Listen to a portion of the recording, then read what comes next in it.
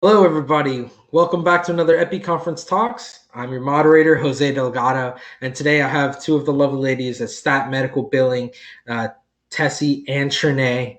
And today we were going to be talking about a little bit about what the billing landscape looks like in 2020, the second half of 2020, and moving into 2021 post pandemic, because right now everybody's so focused on COVID.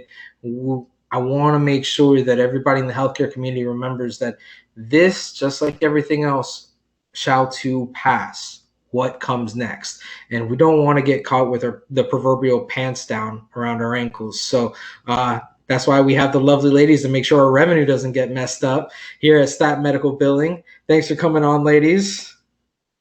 Hello, I'm Tessy, and I'm Trinae, and thank you for having us. Oh no, thank you for coming on board with us. So, ladies, I figure we just jump right into it. What is the nature of billing right now? What's going on? Is there anything that you think the healthcare industry is not paying attention to because everybody's still focused on, N95 masks or hand sanitizer? Uh, what's going on? What's going on? Right. Well, we since March we have seen a change in how physicians are seeing their patients, and I have to tell you, Medicare has been great. Medicare has, and all the other insurance companies have followed Medicare.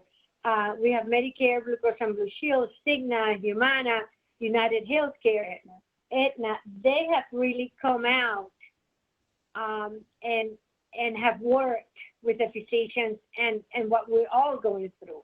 I thought I'd never say that because my motto is that insurance companies are not our friends, and they're not our friends, but they have come through this time in the sense that with telemedicine, I mean, the break on that has been awesome. Not that they pay a lot, but just the fact that they're recognizing it and that they're paying for it is a huge factor. It's a huge factor. And Absolutely. We have the only little thing that we saw was that especially the physicians that have older population of patients, it has been hard for them to do a telemedicine, like, okay, I'm going to be talking to you through, but they have come through too, and I think all our physicians have used the telemedicine, and so that has been good. And they're getting paid for it. Yeah, and they're getting paid, which before that, we didn't see that. One negative about all this, and I know we're living through times that none of us ever expected, that these are hard times for everybody. It's not only the physician, but it's the parents, the kids, the grandparents. I mean, it's a pandemic, so it has affected all of us. But what Fernand and I were talking about, and it kind of is in the back of our mind, that is being left on one side, is the changes that are coming to the EM codes in 2021. It's almost like, okay, nobody's talking about it, even though at the beginning of the year, it was a big thing. We were already getting reared to that. So since March, it's just been just pandemic. So we haven't been to, and there are big changes coming for 2021. Well, now, before you jump into those, for those that don't know, E&M, is short for Evaluation and Management. Correct me if I'm wrong, ladies. You guys are the professionals at this. But evaluation and management codes are generally your codes that are done in the office with your provider, with one patient, usually, if I'm not mistaken, right, ladies? It's a one-on-one conversation between provider and patient, and they're distinguished between 5 different levels. If it's a 5, you better be on your way to the hospital or at the hospital with something bad. That's all I remember. And a 1 is not even worth billing. Not necessarily. But no, the EM codes go from the office visit to the outpatients, inpatients, to the observation. I mean, the EM is a nursing home. It not only that, but the changes that are coming are specifically just for the office visit and outpatient visit. Okay? So that's going to be. So is it a good change or a bad change? Now that we've teased the audience enough. I guess when you look at it. Yeah, who's looking Well, at let's it? look at it as though I'm trying to make more money in the healthcare industry and not less. Is it a good one or a bad one? Well, let me put it this way. What is coming January 1st, 2021, is the largest change since the Medicare and Medicaid program was introduced in 1997. Oh, wait a minute. A lot has changed since 1997, and you're saying that this is the biggest one. Those were little changes. Okay. And this is what Medicare is telling us. I mean, this is from the horse's mouth. They're telling us that the changes is the largest change since it was created, since it was introduced in 1997. So what's the change? Are they changing how the codes are structured? Are they changing the code numbers? Like, what is the requirements to be in every specific code? Okay, yes and no and all of the above. Okay. All right. Does that mean they're also going to change how they pay out for the code?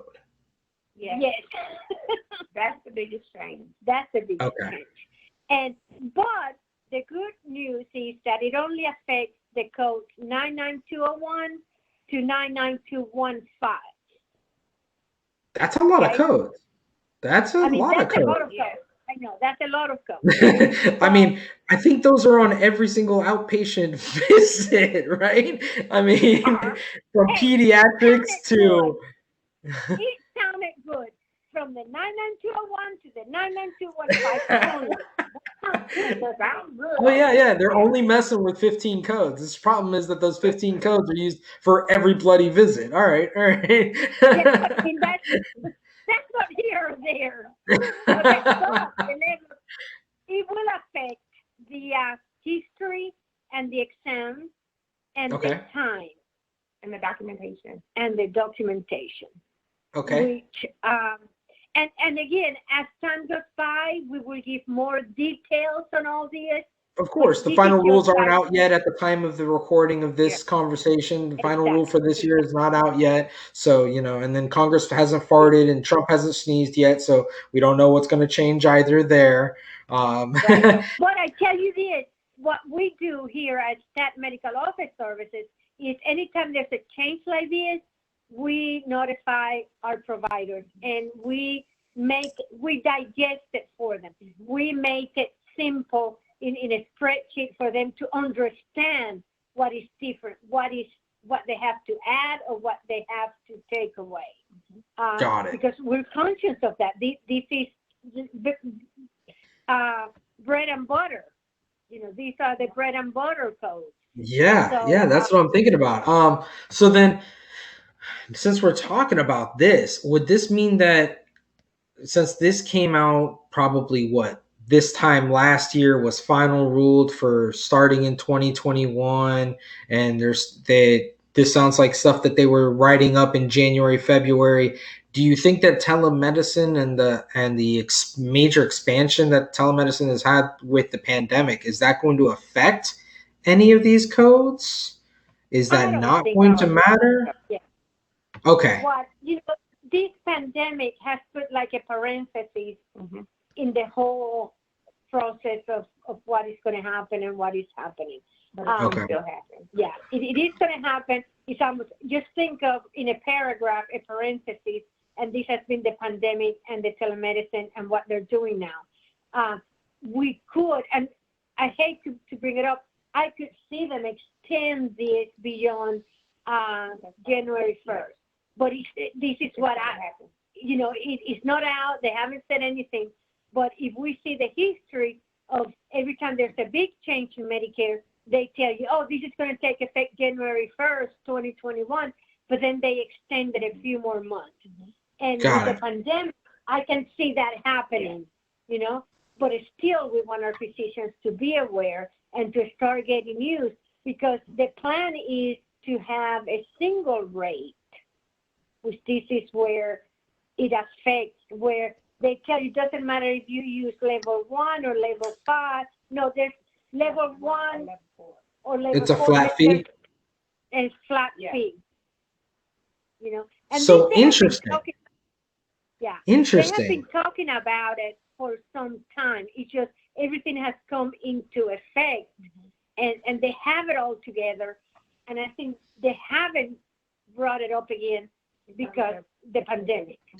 Okay. So that makes me think that January 1st won't be happening, but definitely could happen 3 months later. Or thing. But we're starting. Would this be? So would this be like ICD-9 and ICD-10 transition, where like for 6 months you could use the ICD-9 or the ICD-10, but then after 6 months they weren't going to pay you if you didn't use the ICD-10, or is this going to be something more like a hard stop-start? Yeah, they haven't specified that, but this is different in the sense that instead of taking effect January 1st, it won't take effect until March 1st, let's say. Okay. Or in the second quarter, April 1st. You know what I mean? No, absolutely. But there will be a grace period. I don't know. This doesn't seem I don't like think there will be a grace period for this, because what they're saying is they're going to pay you a single rate, no matter the code that you use.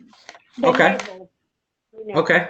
So do you know if it's going to also be the same rate if we're using a mid-level versus an MD or DO, or have they specified that who does it?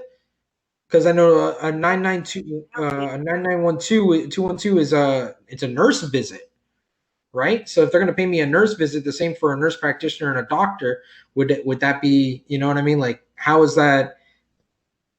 No, a 99211 is a visit, but right now mid-levels are paid at a lower rate, so I don't think that's going to change. I think what will change is for your mid-level, you'll be paid at the same rate for all 4 levels. Okay. But you won't be getting paid the same amount as the doctor. Right. You know, the nurse visit is not the same as the mid-level. The mid-level, the PA or the nurse practitioner are, higher than that nurse visit. And a doctor is higher than the mid-level. They have not said anything about changing incident 2 or how. Yeah, the reimbursement rate for they haven't mid-level touched that. versus the doctor. They haven't touched that yet. Oh man. So I guess everybody watching, hold off on your 2021 business plan, because this is going to affect that a little bit, it looks like. Yeah. So I imagine that the rate then is going to be coming down if the codes are going to be paid out at the same rate, because I doubt that they're going to pay a nurse visit as much as a level 4 visit, right? No. I think it will go from level 2, 3, and 4. It's going to be the same rate. It's going to be the same rate, and then 5 will be a separate level. And a nurse visit is different. But we don't have those details yet. Okay? Yeah, no, of course.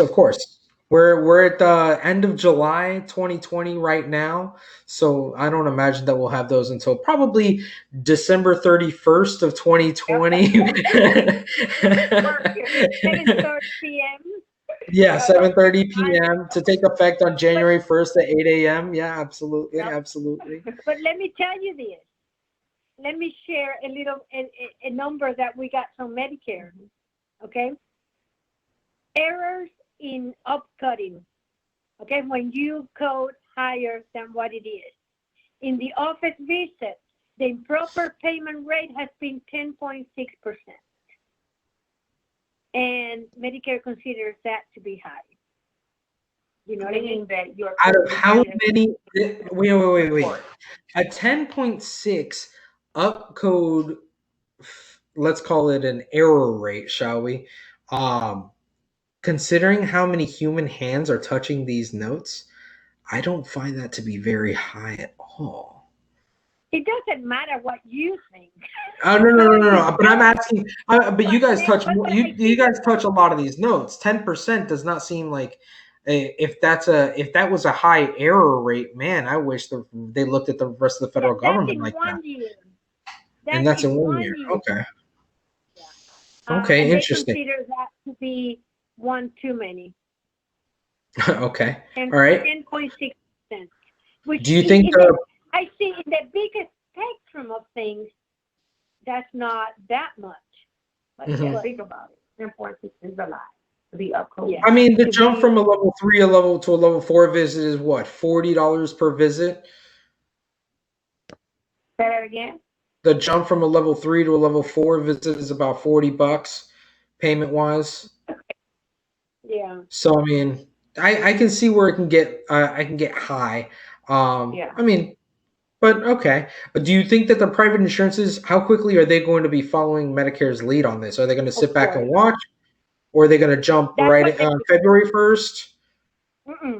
Usually Blue Cross jumps along quickly. Quicker. Well, that makes sense because Blue Cross is the fiscal intermediary for. Quicker.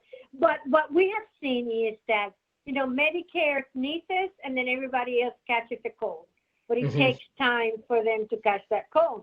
So Medicare comes up with something innovative, something new, and all the others will follow. But sometimes it takes a year for them to follow, maybe 2 years. But we just have to take about 3 months to follow Medicare guidelines. The healthcare probably will take a year, but and sickness going to be about 6 to 7 months because they usually follow. Yeah. Okay. So then I guess this makes your job a little bit easier then when it comes to negotiating contracts with the insurances if they're going to be doing flat rates for those main codes, main in office codes, right? The trick is when you negotiate a contract with a commercial insurance and they tell you, oh, we're going to pay you 90% of Medicare rates, the important thing is to say, well, what year of Medicare? Yep. And some people don't realize that. And I don't know why am I sharing this with you? This is one of our secrets. Well, one of the reasons is because I've got that face that you just want to tell all the secrets to. And the other one, let's be clear, if obviously now we can let everybody in the audience know you probably don't want 90% or 110% of 2021 rates moving forward. But you'll be surprised how many insurances do not specify. And that's something that we always are harping on, that, okay, we're going to sign a contract, but you tell me what percentage of what year Medicare. Current is always bad because Medicare always goes down every year. So it's better to lock it on a previous year. And then with this coming up in 2021, I will not touch current or year 2021. Yeah. You know what I mean? That's important when you're renegotiating with insurance companies, which, by the way, that's one of the things at a staff medical office services that we provide. We provide the services, guidance to, we do all the enrollment and credentialing, and then we check on your rates, the rates that you have contracted with. So, ladies, I know that we could probably go back and forth, and especially with all the questions that I imagine we're going to be getting from the audience here. Is there anything else that you see? I mean, obviously not going to be as catastrophic to the or volatile, making the industry that volatile as this E&M code change. But is there anything else that you see that we should keep an eye on as we progress into middle of third quarter and into the fourth quarter of 2020? Not really so far. Have you think of anything? It's almost like the calm before the storm. It's almost like that's where we are. Oh, you're in the calm right now. Interesting. I think everybody's finally getting used to working off of telemedicine now. We've already done that. We've been there, done that. Telemedicine is down pat. So now it's like we're just waiting for the ball to drop. Yeah, this is the ball. Gotcha. These are changes. Yeah. Gotcha. Well, But it's going to be okay, and we can handle it. We'll do it. absolutely. Absolutely. I always tell everybody, look, whenever I go to a friend's house to play Monopoly, if I don't know the house rules, how can I possibly expect to win? So it's definitely something where I need to know what the rules are. So that way I know I'm even playing the right game. So, Right, exactly. ladies, I'd like to thank you for coming on with me again. I can honestly tell you every time I sit down with you ladies, I always have a great time and I always learn something new. And I look forward to having you guys again and seeing you guys in April at our conference in Orlando. Oh We missed man, it this year. We really missed that time. I, Yes. I did too. And I mean, hopefully we'll get this coronavirus thing figured out enough to be able to pull it off. But we're already looking at quite a few of the things that were fan favorites last year. So doing having a sponsored lunch at the Rum Bar that's right there in the hotel as well, and a few other goodies that we're going to be able to actually be able to do because we have the extra year to plan.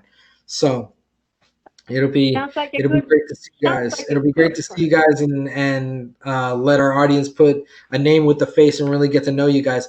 But if you guys want to talk to Tessy or Trinae, you can always reach them at statmos.com. That's statmos.com. And there you've got all their contact information right there. And please feel free, follow us at Epi Conferences on our YouTube page, our Facebook, and our website for more updates and conversations like this. And if you have any questions for these two lovely ladies, send it to us, and I'd be more than happy to bring them back on. Maybe I may have to talk to them a little bit, depending on how late in December and how quickly these Medicare rules come out. But I'll bring them back on definitely, and we can have some of those questions answered for you. All right. So, ladies, stay healthy. I look forward to our future conversations. Well, thank you for having us. We Yeah. appreciate it. It's always a Have a good one. Bye. Thanks.